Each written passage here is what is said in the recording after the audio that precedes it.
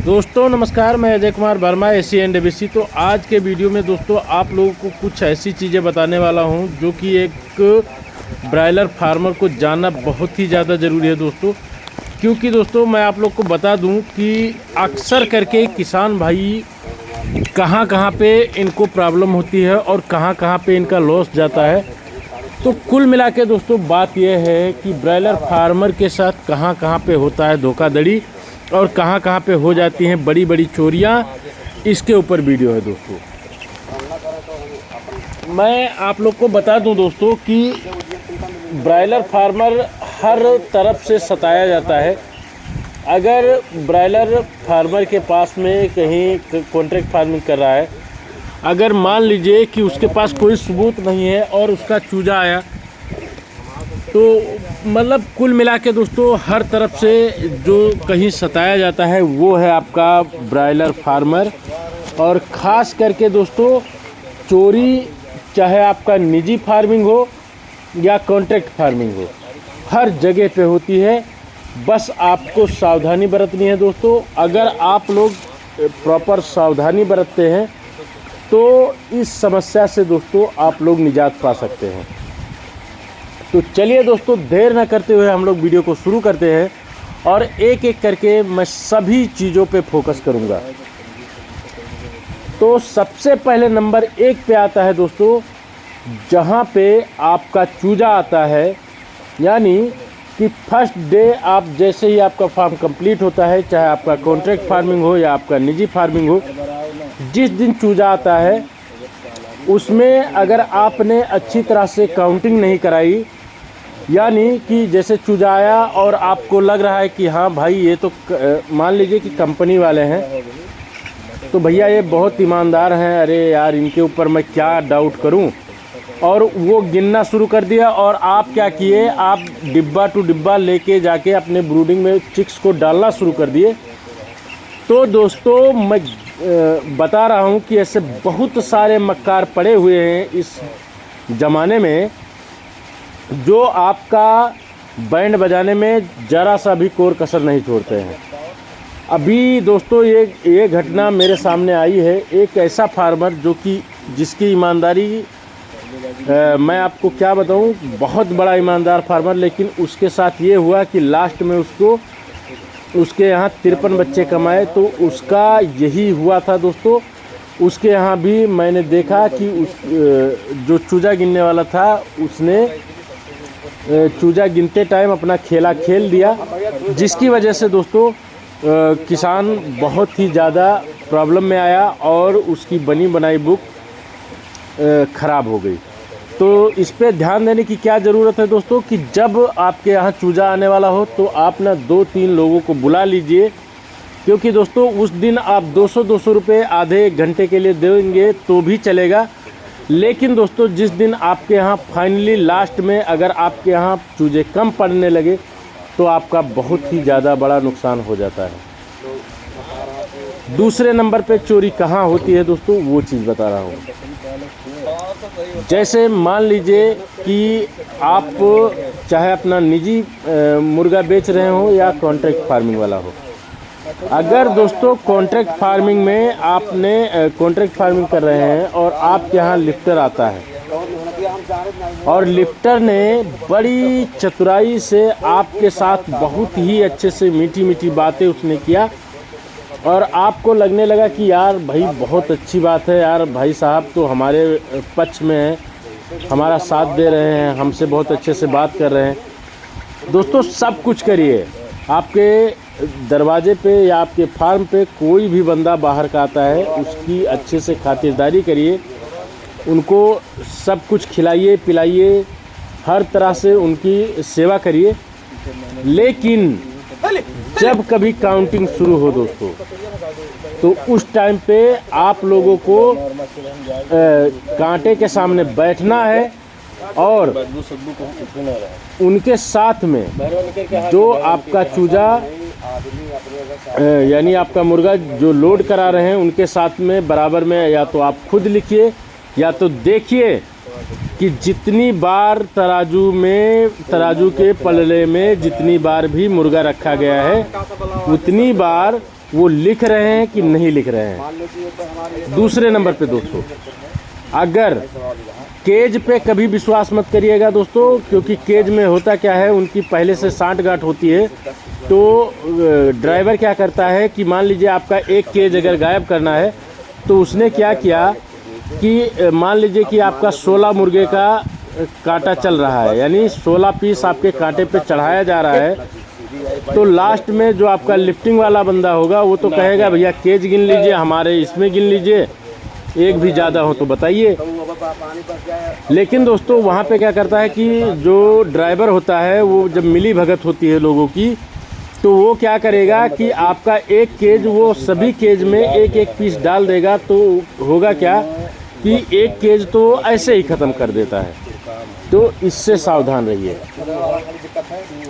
कभी भी जब कभी भी आपके यहाँ फार्म पे लिफ्टिंग हो, उस दिन, उस रात में या दिन में जो भी हो, वहाँ आप खुद बैठिए, या तो बराबर में आप खुद लिखिए, या उनके साथ में उनको देखते रहिए कि वो जिस भी धक्का, जो भी धक्का यहाँ वज़न किया जा रहा है उसको लिख रहे हैं कि नहीं लिख रहे हैं। इन सारी चीज़ों को विशेष रूप से ध्यान रखिए दोस्तों। नहीं तो होता क्या है कि जब आपका सारा माल लोड हो जाता है, लोड होने के बाद में दोस्तों देखा जाता है कि जो आपका लास्ट में पता लगता है कि आपका एक केज मान लीजिए 16 का चल रहा है तो 16 मुर्गे इसमें से कम आ रहे हैं, 15 का चला है तो 15 मुर्गे कम आ रहे हैं, है ना। तो इस चीज़ का विशेष रूप से ध्यान रखिए, नहीं तो आपका ही नुकसान होना है। अब बारी आती है दोस्तों कि थर्ड नंबर पे चोरियां कहाँ पे होती हैं।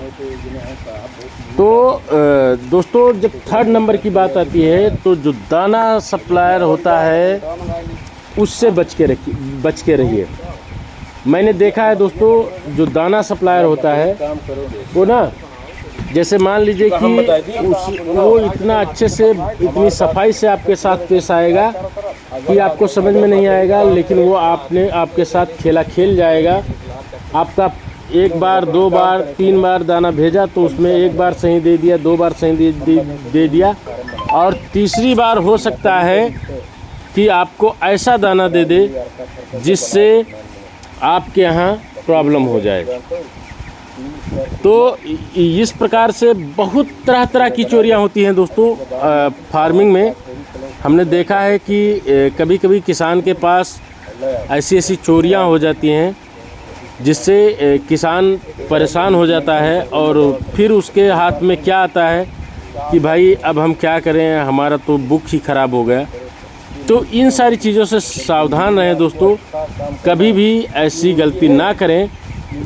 तीसरे नंबर पे, चौथे नंबर पे बारी आती है दोस्तों कि जब फीड ट्रांसफ़र की बात होती है। अगर आप कॉन्ट्रैक्ट फार्मिंग करते हो तो उसमें देखा जाता है कि फीड ट्रांसफ़र की बारी आती है। वहाँ पे फीड ट्रांसफ़र के बाद में दोस्तों, जैसे ही आपका फीड ट्रांसफ़र होता है, इसके बाद आपको क्या करना है कि आपको जो भी आपके यहाँ से फीड जा रहा है उसका आप बाकायदा रिकॉर्ड रखिए। अपने कंपनी के जो भी सुपरवाइज़र हो या मैनेजर हो उनके टच में रहिए, उनसे बातचीत करिए कि सर हमारे यहाँ से इतना बैग फीड, ये फला गाड़ी वाला, फला नंबर का गाड़ी है, वो आपके द्वारा भेजी गई गाड़ी है सर, और उस पर हमने इतने बैग फीड जो है लोड कराए हैं, और ये फीड आपके यहाँ आ रही है कि नहीं आ रही है। अगर उनसे क्लियरिफाई हो जाता है दोस्तों, तब जाके आप संतुष्ट होइए। नहीं तो ये बहुत खेला होता है दोस्तों ब्रॉयलर फार्मिंग में।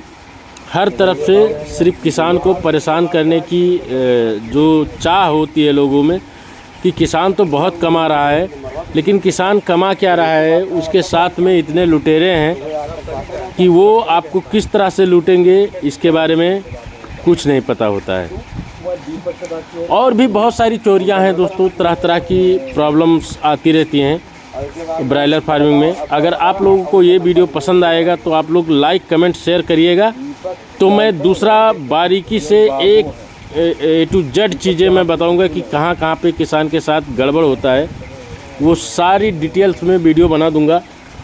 और वीडियो अगर पसंद आए दोस्तों तो वीडियो को लाइक ज़रूर करें। चैनल पे नए हों तो चैनल को सब्सक्राइब जरूर कर लें। अगले वीडियो में दोस्तों अगर आप लोगों का कमेंट रहा तो मैं वो वीडियो बनाऊंगा जिसमें फार्म के अंदर किस तरह से चोरी होती है, चाहे वो जानवर चोरी नहीं, हाल्टिंग की समस्या कैसे होती है, कौन कौन से जानवर हैं ऐसे आपके आसपास में जो आपके पक्षी को नुकसान पहुंचाते हैं, किस तरह से नुकसान पहुंचाते हैं, उनके आने का रास्ता क्या क्या होता है, क्या क्या किसान को सावधानी बरतनी चाहिए जिसकी वजह से किसान को लॉस ना हो और उनके फार्म के अंदर वो बाहरी जीव ना आ पाएँ जिससे किसान भाइयों का बहुत ही ज़्यादा नुकसान हो जाता है। तो अगले वीडियो में दोस्तों मैं इस टॉपिक को लूँगा, लेकिन अगर आप लोगों का ज़्यादा से ज़्यादा कमेंट रहेगा तो मैं ये वीडियो अवश्य बनाऊँगा। बाकी दोस्तों आप लोग खुद समझदार हैं, आप लोग अपनी सूझबूझ के साथ काम करिए। धन्यवाद। वो जब खोदे तो 2 मीटर गहरी मांगे था, बाकी टप्पा बन गए हैं सब। हाँ तो हम दीपक से पूछ रहे थे 2 मीटर का कितना है? 2 मीटर का 6 फुट हो गया।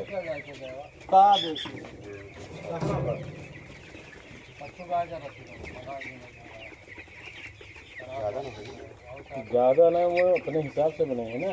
जैसे पहला टप्पा रही तो वो आई 4.5 फुट होगी, 4.5 फुट बची, तक फिर एक टप्पा बनी तब वो ऊपर फाइनल गई चारों तरफ।